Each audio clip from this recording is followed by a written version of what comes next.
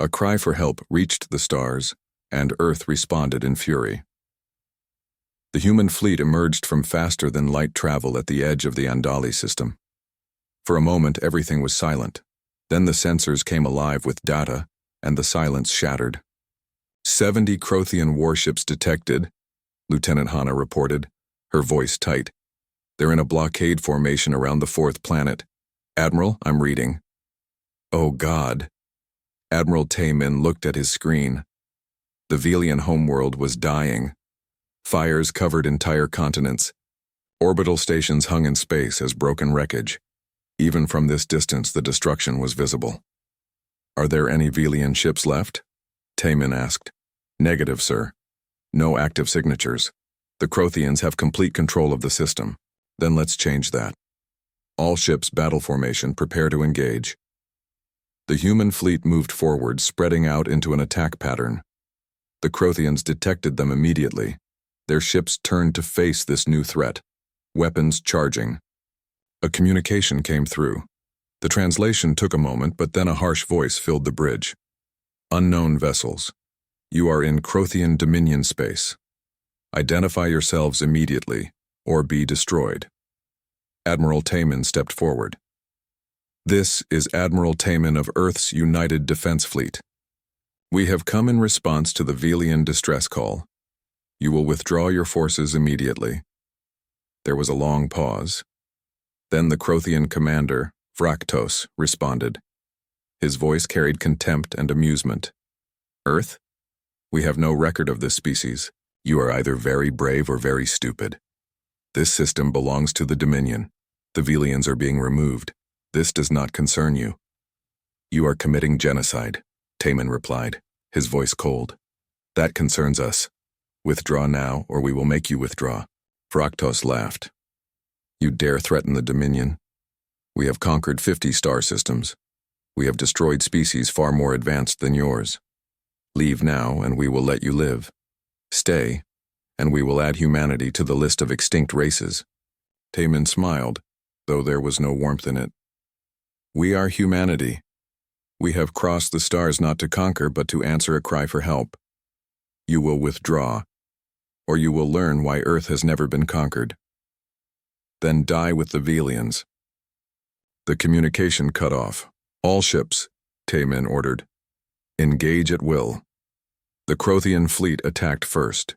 70 warships surged forward, their weapons lighting up space. Energy beams lanced across the void.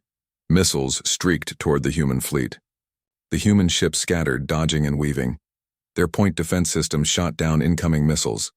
Their shields absorbed energy blasts, and then they returned fire. The railguns fired first. Tungsten rods accelerated to impossible speeds, crossing the distance in seconds. They hit Crothian shields like the hammer of God. The shields held, but only barely. The Crothians were shocked. Their shields were supposed to be impenetrable. Target their command ship, Taemin ordered. All dreadnoughts, fire plasma lances. 6 beams of superheated plasma crossed space and struck Fraktos's flagship. The shields flickered and failed. The plasma cut through the hull, opening the ship like a tin can. Atmosphere vented. Explosions bloomed along its length. In his cockpit, pilot Hyun-woo listened to his squadron leader. All fighters, launch. Engage enemy interceptors. Clear a path for the bombers. Hyun-woo felt the familiar thrill of combat as his fighter launched from the carrier. Around him, 100 other fighters did the same, swarming toward the enemy. The Crothian interceptors came to meet them. The dogfight was brutal. Ships exploded on both sides. Hyun-woo rolled and dove, his fingers dancing across the controls. A Crothian fighter lined up on his tail. He pulled a tight turn that would have knocked out a normal pilot. The pursuing fighter overshot. Hyun-woo reverse thrust and put 3 shots into its engines. The enemy fighter spun away, dead in space. This is Wing Leader. All bombers proceed to targets. We'll keep them busy. The human bombers pushed through the chaos, heading for the larger Crothian ships. Their payload was nuclear, not the small tactical weapons of old Earth. These were planet-killer weapons, repurposed for ship combat. Bomber 7, missiles away, one pilot called. The nuclear warhead streaked toward a Crothian cruiser. Its point defense tried to shoot them down. It got two. The third detonated against the hull. The explosion was blinding. When it faded, the cruiser was gone, vaporized.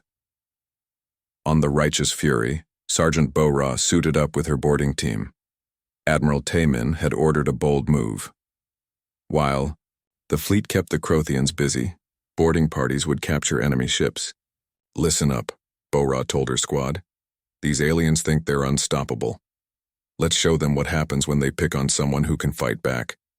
We go in hard and fast. Take the bridge. Capture their command staff. Questions?" "Yeah," one soldier said. "Do we take prisoners?"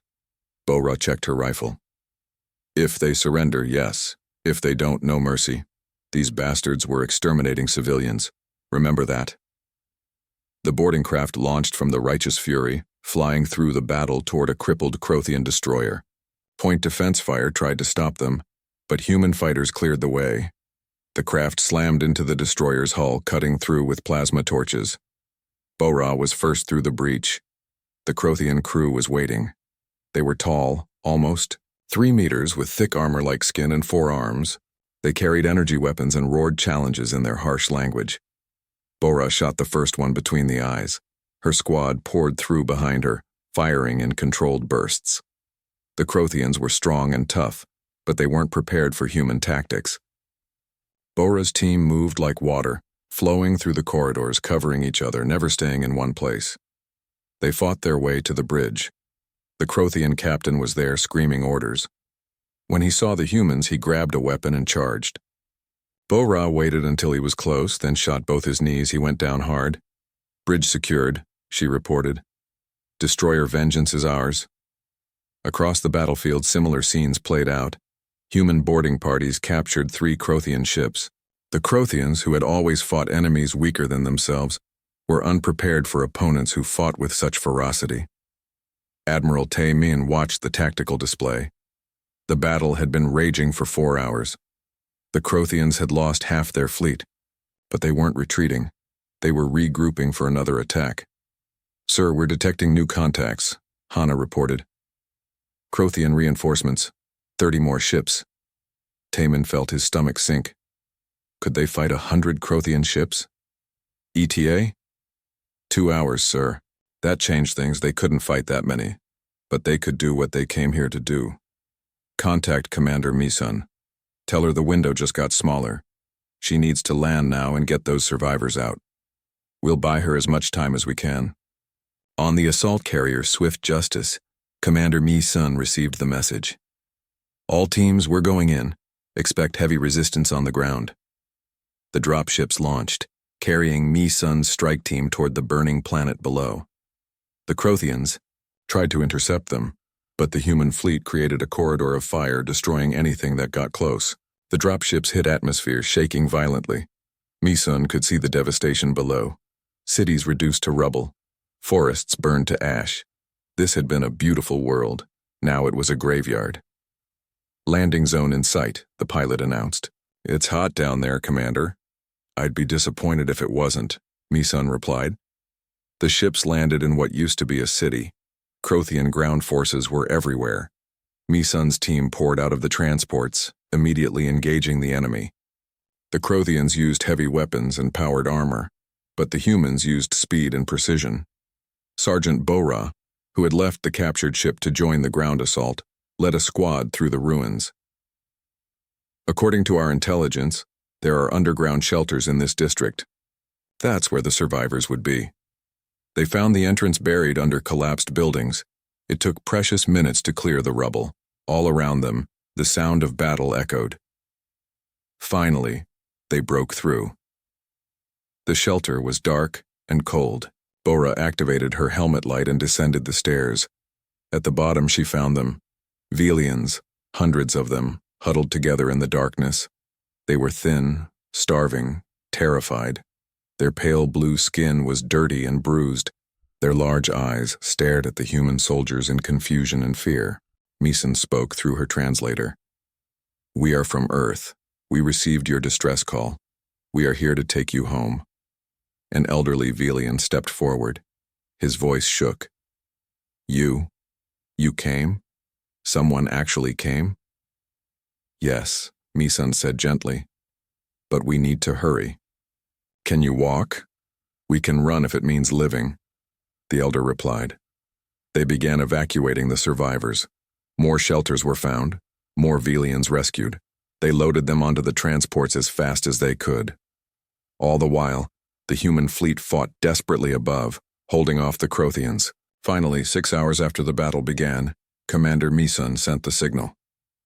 All survivors aboard. We're clear. Admiral Taemin allowed himself a small smile. All ships, disengage. We're going home. The human fleet began to withdraw. The Crothians tried to pursue, but half their fleet was destroyed and the rest was badly damaged. They could only watch as humanity slipped away, taking 30,000 Velian refugees with them. The victory was complete. A cry for help reached the stars and Earth responded in fury. The journey home took 3 weeks. For the human crews, it was a time to rest and repair their damaged ships. For the Velian refugees, it was a time to begin healing from trauma that would take years to fully process. Medical Officer Sujin moved through the temporary shelters set up in the cargo bays of the Righteous Fury. The Velians were everywhere, wrapped in emergency blankets, being treated for malnutrition and injuries. She had worked for 30 hours straight, and there were still hundreds more to examine. A young Velian child approached her. The translator on Sujin's uniform crackled to life. "Are you an angel?" the child asked in her native language. Sujin knelt down to the child's level. "No, sweetie. I'm just a doctor. My mother said angels would come from the stars to save us." She was right. Sujin felt tears sting her eyes. She pulled the child into a gentle hug. "Your mother was very wise." "Where is she now?" The child's expression went blank. "The Crothians took her. She told me to hide. I never saw her again." There were thousands of stories like this. Families torn apart. Parents killed while protecting their children. Entire bloodlines ended. The Velians who survived carried those memories with them, and they always would. Elder Therion, the leader of the survivors, requested a meeting with Admiral Taemin. They met in the Admiral's private office, a translator device sitting between them on the desk. "I wanted to thank you personally," Therion began. His voice was quiet, dignified despite everything he had endured. "We sent that message without hope. We thought we would die, and the universe would forget we ever existed." Taemin poured 2 glasses of water and offered one to Therion. "We almost didn't come. There were debates. Some thought we should focus on defending human space, but in the end, we realized that the universe is full of darkness. If we have the power to light even one candle, we must." "You did more than light a candle," Therion said. "You gave us our future back. My people will never forget this, never." He paused, choosing his words carefully. "May I ask a question that troubles me?" "Of course. Why?" "You did not know us. We could offer you nothing in return. You risked your lives, spent your resources, all for strangers. This is not how the galaxy works. The strong dominate the weak. That is the rule we have seen proven again and again." Taemin was quiet for a moment, thinking. "On Earth we have a long history. Much of it is dark. We have fought wars over religion, resources, pride, and hatred. We have committed genocides against our own species, but we learned, slowly and painfully, that strength without compassion is just brutality. We decided that the strong have a responsibility to protect those who cannot protect themselves, not because we gain something from it, but because it is right." "A revolutionary concept," Therion said softly. "Perhaps, but it is what makes us human." In another part of the ship, Intelligence Officer Kyung-mi was interrogating the Crothian prisoners. They had captured several high-ranking officers during the battle, including Commander Vraktos himself. Vraktos sat in the holding cell, his forearms bound. He glared at Kyung-mi with open hatred. When she entered, he spoke before she could ask any questions. "You have made a terrible mistake, human. The Dominion will retaliate. Your pathetic fleet might have won one battle, but we control 50 star systems. We have thousands of ships. We will crush your species and scatter your bones across the void." Kyung-mi sat down calmly and opened her computer. "Let me tell you what I think will happen instead. You're going to tell me everything about your fleet positions, your command structure, and your strategic plans. Then we're going to send a message to your Dominion leadership, and they're going to think very carefully before they attack another defenseless species." Vraktos laughed, a harsh sound. You think we fear you? You are primitives. Lucky primitives who caught us off guard. But primitives nonetheless. We're primitives who destroyed half your fleet, Kyungmi pointed out. Primitives who boarded your ships and took them over. Primitives who saved 30,000 people you were trying to exterminate. I'd say we're doing pretty well for primitives. The smile faded from Vraktos's face. The Valians were weak. Artists and dreamers. They deserved their fate. And what about the other 12 species you destroyed? Kyungmi asked, pulling up files on her screen. Were they all weak? Or are you just bullies who only pick fights you know you can win? Vraktos said nothing. Kyungmi leaned forward. Here's what you need to understand. Humanity has fought itself for thousands of years. We know every dirty trick, every brutal tactic, every way to hurt and kill that exists. We stopped fighting each other not because we couldn't, but because we chose to. And now we've chosen to use all that knowledge to protect others. So ask yourself, do you really want to be our enemy? She left him to think about that. As the fleet approached human space, Admiral Taemin prepared a message. He had it broadcast across all known frequencies, aimed at Crothian territory. He wanted to make sure they heard it. This is Admiral Taemin of Earth's United Defense Fleet, broadcasting to the Crothian Dominion. You came to the Andali system to exterminate the Velian people. You found us instead. You learned that there are those in this galaxy who will not tolerate genocide. Let this be a warning to you and to any other empire that preys on the defenseless. Humanity is watching. We have the technology to detect distress signals across light years. We have the military strength to respond to them, and we have the will to intervene. If you attack another peaceful species, we will find you, and we will stop you. This is not a threat. This is a promise. The message was recorded and sent. Within days, it would reach Crothian space. Within weeks, it would spread to other alien civilizations. The galaxy would know that something had changed. The fleet finally arrived at Saturn's orbit, where the moon Titan hung like an orange jewel. Humanity had terraformed Titan decades ago, turning it into a habitable world. Now it would become home to the Velian refugees. The transports landed on Titan's surface. The Velians stepped out onto solid ground for the first time in months. Many of them fell to their knees and wept. They had survived. They had a future again. Therion stood with Taemin, looking out at the temporary shelters that would house his people while permanent structures were built. This is more than we deserve, Therion said. This is what everyone deserves, Taemin replied. A safe place. A chance to rebuild peace. We will repay this debt somehow. There is no debt. But if you want to help humanity, teach us. Your people were scientists and explorers. Share your knowledge. Help us become better. Therion nodded slowly. That we can do. The fleet returned to Earth orbit to a hero's welcome. Millions of people gathered to watch the warships come home. Parades filled the streets of every major city. Soldiers were greeted by cheering crowds. The news anchors called it humanity's finest hour. But in his quarters aboard the indomitable Dawn, Captain Daehyun felt no joy. He sat alone staring at a star chart. Lieutenant Hana found him there. Captain, the crew is having a celebration. They want you there. In a minute, Daehyun said, not looking up from the chart. Hana came closer. What's wrong? We won. We saved them. We saved 30,000 Velians, Daehyun said quietly, out of a population of 800 million. That's less than 1%, Hana. The rest died while we were still building our fleet. We did everything we could, did we? We received their distress call 6 months after they sent it. How many other distress calls are out there right now, flying through space where no one can hear them? How many species are dying while we celebrate? Hana had no answer to that. They stood in silence for a moment. We saved who we could save, she finally said. That has to be enough, does it? Daehyun asked. Because I keep thinking about all the ones we couldn't save. And I wonder if there's a way to hear them faster, to respond quicker, to save more. He looked up at her and she saw the determination in his eyes. This can't be the last time we do this. Hana, it has to be the first. Around Earth and throughout the colonies, others were having similar thoughts. Humanity had taken its first steps into a larger galaxy. They had discovered they were not alone. And they had learned that the universe needed guardians. The question was no longer whether humanity would fight for others.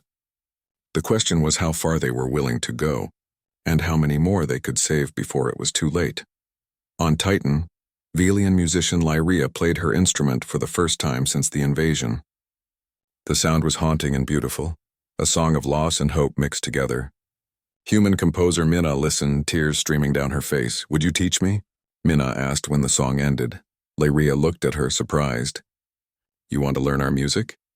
I want to learn everything, Minna said. Your music, your culture, your stories, so that even if your world is gone, your people survive, not just physically. In memory and art and song. Lyria smiled for the first time in months. Then I will teach you, and perhaps you will teach me your music too.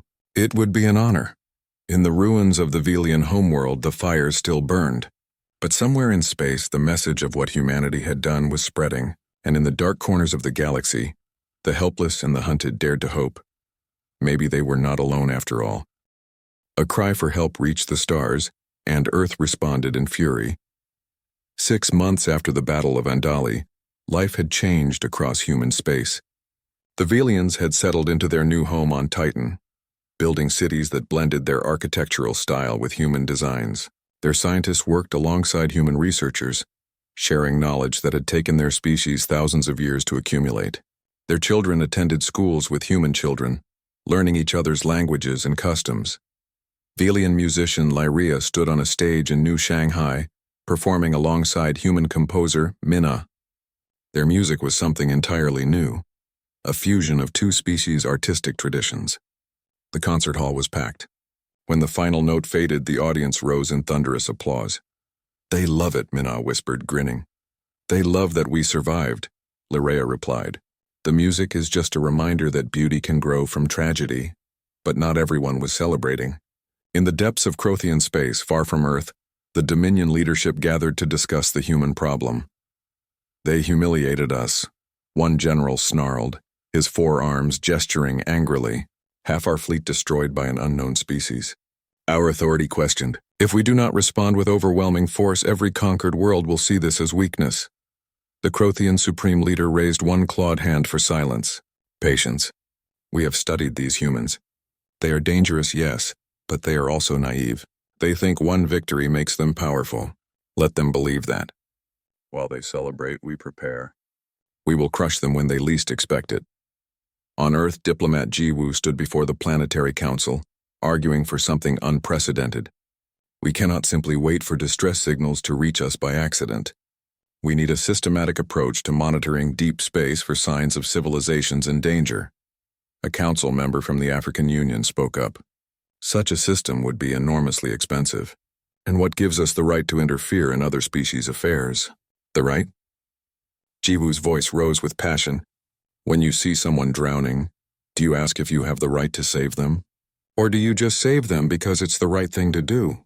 But we cannot save everyone, another delegate argued. The galaxy is too large.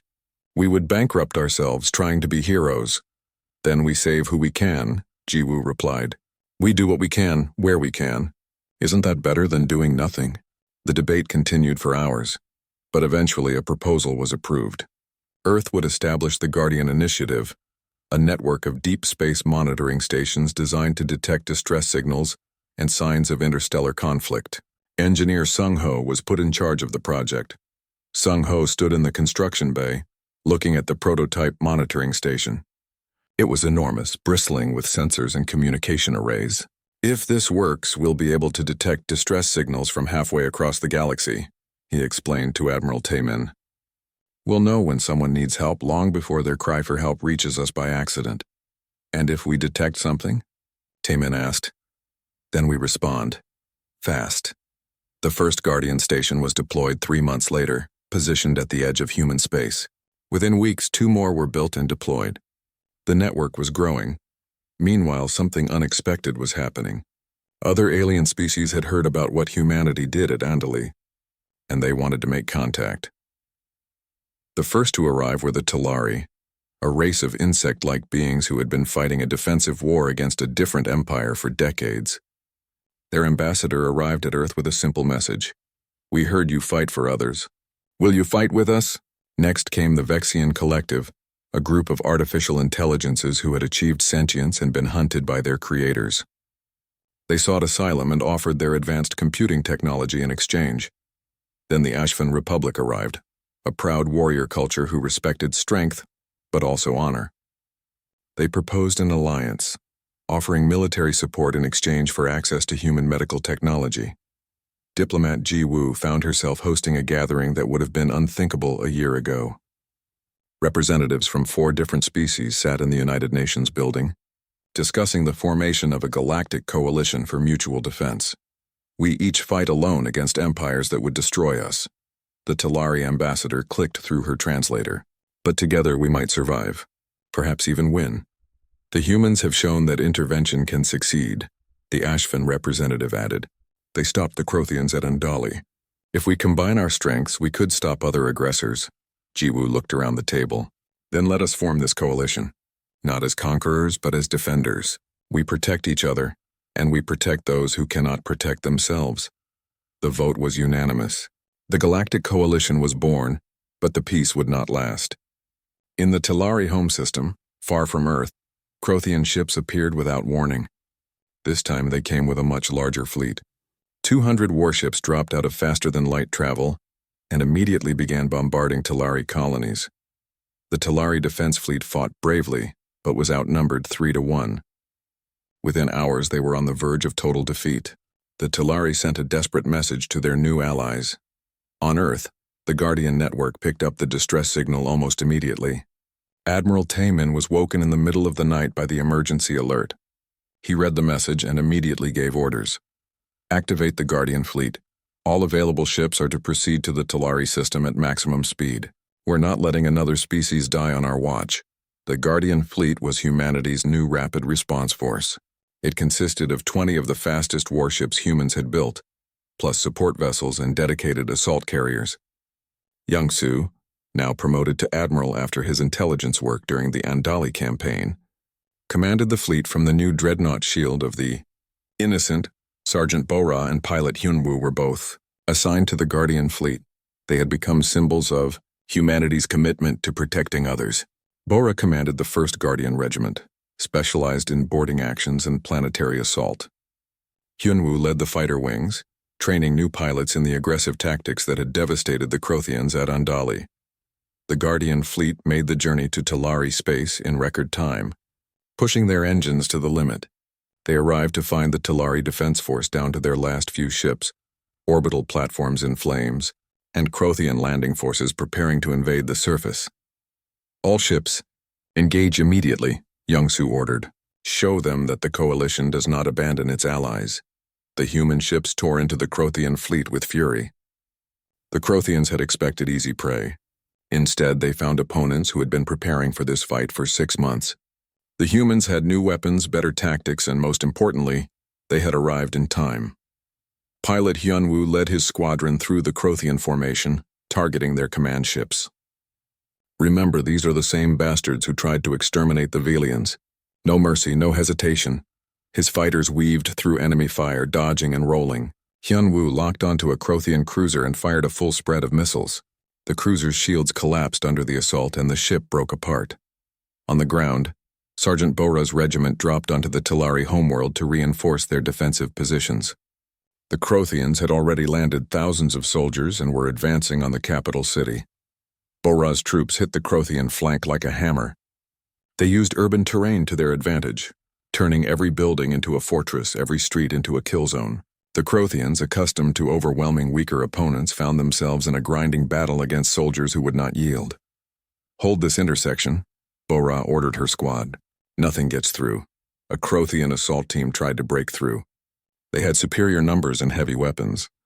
But Bora's squad had fought in the tunnels of Mars and the ruins of the Velian homeworld. They knew how to make every bullet count. The battle raged for 8 hours. Finally, with their fleet shattered and their ground forces trapped, the Crothians retreated. For the 2nd time, humanity had defeated them. And this time, they hadn't been defending strangers. They had been defending allies. In the aftermath, Admiral Young-soo met with the Talari High Council. The insect-like aliens performed what their culture considered the highest honor, pressing their foreheads to the ground before him. You came, their leader said simply. When we called, you came. That's what allies do, Young-soo replied. We protect each other. News of the victory spread quickly. Across the galaxy, species both powerful and weak took notice. Humanity and their coalition partners had now defeated the Crothian Dominion twice. The empire that had seemed invincible was starting to look vulnerable. The Crothian Supreme Leader called an emergency council. "These humans must be destroyed," he declared. "But we cannot do it through conventional warfare. They are too clever, too vicious. We need a new strategy." Back on Earth, Captain Dae-hyun sat on the bridge of the Indomitable Dawn, now the flagship of the Guardian Network's early warning system. His ship was equipped with the most advanced sensors humanity had built, capable of detecting distress signals from enormous distances. Lieutenant Hanna was at her station, as always, listening to the universe. Suddenly her equipment lit up. "Captain, I'm detecting another signal. Very faint, but it's another distress call." Dae-hyun felt his pulse quicken. A cry for help reached the stars, and Earth responded in fury. The shipyards above Earth glowed like a second sun. Thousands of workers moved between the massive frames of warships under construction. Welding torches sparked in the darkness of space. Construction mechs carried armor plates the size of buildings. Humanity was building an armada, and they were building it fast. Engineer Sung-ho stood in the main construction bay of Orbital Station 7, looking at the weapon in front of him. It was a railgun, 50 meters long, capable of firing tungsten rods at a significant fraction of light speed. The weapon could punch through a mountain. He hoped it would be enough. "Sir, the test results are back," his assistant said, handing him a tablet. "The plasma lance works, but it overheats after 3 shots. Sung-ho frowned. "We need at least 5. Work on the cooling system, and bring me the files on the nuclear missiles." His assistant hesitated. "Sir, those weapons are banned by the Geneva Space Accords." "The Council lifted that ban yesterday," Sung-ho replied. "When you're fighting genocidal aliens, you use every weapon you have." Across the solar system, the same scene played out 100 times. On Mars, factories that once built mining equipment now produced ammunition.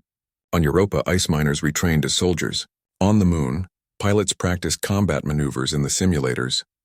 Humanity was transforming itself into something it had tried to leave behind, a war machine.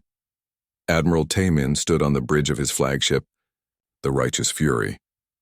It was the largest warship humanity had ever built, 3 kilometers long and bristling with weapons. Around it, the fleet was assembling. 12 dreadnoughts, 40 cruisers, over 100 support ships. It was beautiful and terrible at the same time. "Admiral, we're receiving volunteer applications faster than we can process them," his aide reported. "Every military base is at overflow capacity." Taemin nodded. He had expected this. When the call went out for soldiers, millions had answered. Veterans came out of retirement. Young people enlisted in droves. Even civilians with no military training begged to be given a chance to help. One of those volunteers was Sergeant Bo-Ra. She stood in the training facility on Mars, watching the new recruits struggle through basic combat drills. Bo-Ra had fought in the rebellion 20 years ago, when Mars tried to break away from Earth. She had seen friends die in the tunnels beneath Olympus Mons. She had sworn never to fight again. But this was different. This wasn't about politics or territory. This was about stopping monsters from killing innocents. So she picked up a rifle one more time. "You're holding it wrong," she barked at a young recruit who couldn't have been more than 20. "The Crothians won't wait for you to figure it out again." In another part of the facility, pilot Hyun-woo sat in the cockpit of a fighter craft running through pre-flight checks. He was the best pilot in his squadron, maybe the best in the fleet. But skill didn't erase the memories. 3 years ago, raiders had attacked the colony where his family lived. By the time help arrived, everyone was dead. His wife, his daughter, everyone. He had spent those 3 years drinking himself to death, trying to forget. But when the call came to fight the Crothians, something in him woke up. He couldn't save his family, but maybe he could save someone else's. "All fighters, this is Wing Commander." A voice crackled over his radio. "We run formation drills in 10 minutes. Try not to embarrass me out there." Hyun-woo smiled grimly. "Copy that. Let's see if these new ships are as good as they claim."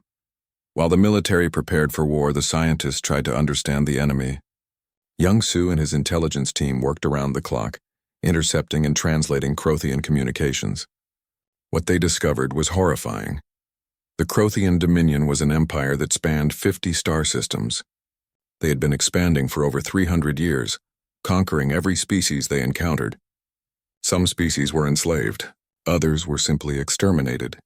The Crothians saw themselves as the rightful rulers of the galaxy, and everyone else as inferior beings. They don't even eat the species they kill, Young-Soo explained to Admiral Taemin during a briefing. They don't want their resources. They just want them gone. It's genocide for the sake of genocide, Taemin felt sick. How many species have they destroyed?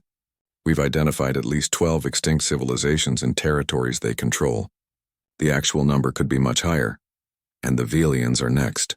If they're not already gone, yes, sir. The Admiral stood and walked to the viewport, looking out at the assembled fleet. Then we don't have time to waste. How long until we're ready to depart? The final supply ships arrive in 3 days. After that, we can leave immediately. 3 days. It seemed like an eternity when people were dying. But it was the best they could do. Commander Mi-sun was in her quarters, reviewing the mission parameters for the 100th time. While the main fleet engaged the Crothian Navy, her strike team would land on the Velian homeworld to search for survivors. It was a dangerous mission. If the main fleet lost, her team would be stranded on a hostile planet with no way home. She looked at the photos of her team members, 20 of the best special operations soldiers humanity had. They had trained together for 2 weeks straight, learning everything they could about Velian culture and Crothian tactics. It wasn't enough time. It would have to be enough. There was a knock on her door. "Come in," she called. Sergeant Bo-Ra entered and saluted. "Commander, I wanted to request transfer to your strike team." Mi-sun raised an eyebrow. "You're assigned to the Righteous Fury. Why would you want to leave the flagship?" "Because if there are survivors down there, they'll need soldiers who can fight in close quarters. Urban combat, tunnel fighting. That's what I do best, ma'am." Mi-sun studied the sergeant. She saw the determination in her eyes. She also saw the scars, both visible and invisible, that came from years of combat. "Request granted. Report to Hangar Bay 6 for briefing at 0600. Bo-Ra saluted again and left. Mi-sun returned to her planning. With soldiers like that, maybe they had a chance. On Earth, diplomat Jiwoo addressed a crowd of 10 million people gathered in Beijing. Her speech was broadcast across every screen on the planet and throughout the colonies. "Some have asked why we fight," she said. "Why we risk our lives for aliens we've never met. The answer is simple. Because they asked for help and we heard them. Because we remember what happens when the strong prey on the weak and nobody intervenes. Because we decided as a species that never again means never again for anyone, not just humans, anyone." The crowd erupted in cheers. Signs waved in the air. "For the Valiants." Some read, "Humanity stands." Others proclaimed. In orbit, news anchor Jae-hyun broadcast live as the fleet prepared to depart. "What you're seeing now is the largest military force humanity has ever assembled. 12 dreadnoughts, 40 cruisers, 137 support vessels. Over 50,000 personnel. They depart tomorrow for the Andali system, 3 weeks away. The Crothian Dominion has no idea what's coming for them." That night, on the eve of departure, Admiral Taemin called the entire fleet for a final address. Every sailor, soldier, and pilot tuned in to hear his words. "Tomorrow we leave human space," he began. "We go to fight an enemy we've never met, to save people we've never seen. Some of you will not come home. Some of you will die in the dark of space, far from Earth. But you will die knowing that you answered a cry for help. You will die knowing that you stood between the innocent and those who would destroy them. There is no higher purpose. There is no greater cause. We are humanity, and we will show the galaxy what that means." The fleet departed at dawn. Thousands of ships broke orbit, their engines burning bright. They formed up in formation and activated their faster-than-light drives. One by one, they vanished into the impossible distances between stars. The journey would take 3 weeks. 3 weeks to prepare. 3 weeks to train. 3 weeks to wonder if they would arrive in time, or if they would find only graves waiting for them in the Andali system. Captain Dae-hyun stood on the bridge of the Indomitable Dawn, now part of the fleet's reconnaissance wing. He thought about the distress call that had started all of this. He hoped desperately that someone was still alive to save. "All ships report ready for transit," Lieutenant Hana announced. "Then let's not keep them waiting," Dae-hyun replied. "Take us to Andali." The stars stretched into lines of light, and humanity raced toward fury. A cry for help reached the stars, and Earth responded in fury. The stars stretched endlessly across the viewing screen of the Indomitable Dawn. Captain Dae-hyun sat in his command chair, watching the endless black of space with tired eyes. His ship had been on patrol for 3 months now, mapping the outer edges of human-controlled space. It was boring work, but someone had to do it. "Captain, I'm picking up something strange," Lieutenant Hana called from her station. She was the communications officer, and her job was to listen to the universe. Most days, the universe had nothing to say. Dae-hyun walked over to her console. "What kind of strange?" "A signal, very weak. It's not any of our frequencies." Hana adjusted her headset, her fingers dancing across the controls. "It's definitely artificial, though. Someone is trying to communicate." "Pirates?" Dae-hyun asked. They had been warned about raiders operating in this region. "No, sir. The pattern is all wrong. This is desperate. Like a distress call, but in a language I've never seen before." Dae-hyun felt his pulse quicken. In all his years in the fleet, they had never encountered another intelligent species. Humanity had been searching for alien life since they first left Earth, and so far they had found nothing but empty planets and silent moons. "Get the science team on this. I want that signal decoded." For the next 6 hours, the crew of the Indomitable Dawn worked on the mysterious transmission. The science officer, a thin man named Young-soo, barely looked up from his computer. He ran the signal through every translation program they had. Finally, just as Dae-hyun was about to call it a night, Young-soo burst onto the bridge. "We got it," he said, breathing hard. "Captain, you need to hear this." The bridge fell silent as Young-soo played the decoded message. A strange voice filled the room, speaking through the ship's translation software. The words were simple, built from mathematical concepts that any intelligent species would understand. "This is Velian ship Hope's Light. Our world is dying. The Crothians came 3 months ago. They destroyed our orbital defenses in hours. They landed their armies. They are killing us. Not for our resources. Not for our land. They kill us because we exist. Our cities burn. Our children hide in the dark. We have tried to fight, but we are not warriors. We are scientists, artists, explorers. We built telescopes to see the stars, not weapons to defend ourselves. If anyone receives this message, please know that we existed. Please remember the Velians. We die here, but perhaps our memory can live in you, please. Remember us." The message ended. The bridge remained silent for a long moment. Hana turned to look at Dae-hyun, her eyes wide. "Captain, this was sent 6 months ago. By the time it reached us, they might already be gone," Dae-hyun finished. He felt something cold settle in his stomach. "Send this to Earth Command immediately. Priority Alpha." The message reached Earth 3 days later through faster-than-light communications. Admiral Taemin was in his office overlooking the Pacific Ocean when the transmission came through. He was an old man who had fought in the Mars Rebellion 20 years ago. He had seen death. He had seen cruelty. But as he listened to the Velian distress call, he felt something he hadn't felt in years. Pure rage.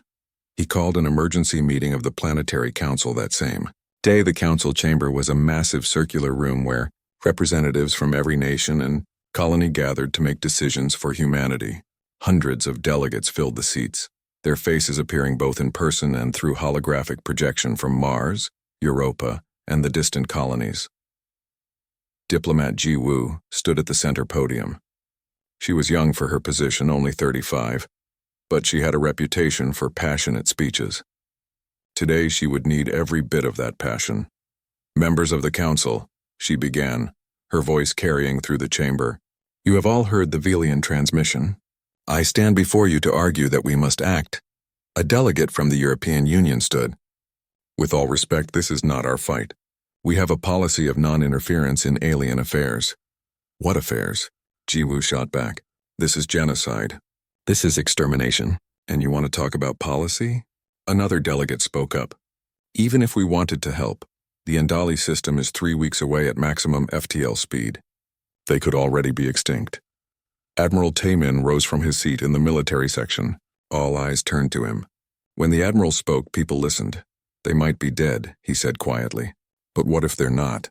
What if there are survivors hiding in bunkers praying that someone heard their call, and we chose to do nothing?" He paused, letting his words sink in. "I am old enough to remember studying history in school.